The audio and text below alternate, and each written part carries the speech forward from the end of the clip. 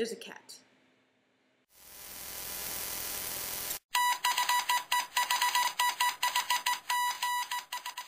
This week we're talking about the order in which we write stories, whether we start from the beginning of the story and work our way to the end, or if we start at the end and maybe jump around to the middle or right back to the beginning, or however we actually write.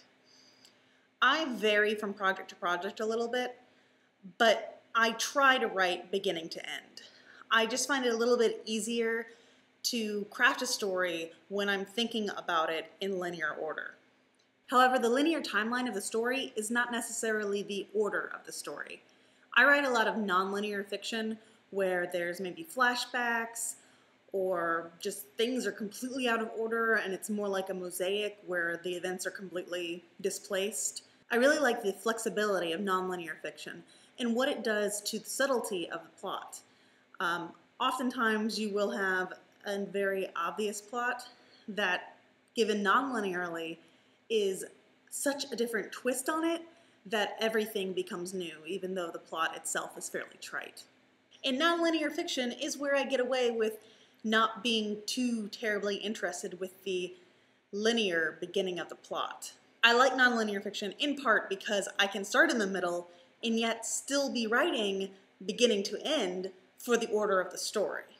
So that way I'm still crafting it from the beginning of where the story begins to where the story ends, but it's not necessarily in the timeline order if you were creating a physical timeline of the events. I have found that I really fail at writing just the highlights and then going back and filling in the connecting gaps to make everything make sense.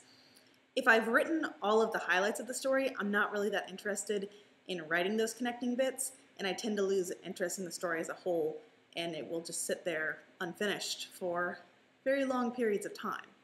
But if I leave those highlight bits, those ones that I know are coming up and I totally know how to do, or I'm just really excited about writing them, and if I leave those as an unfinished thing that's not yet on the page, it kind of excites me to get through some of those boring bits, and so I can get to those really exciting bits that I am excited about.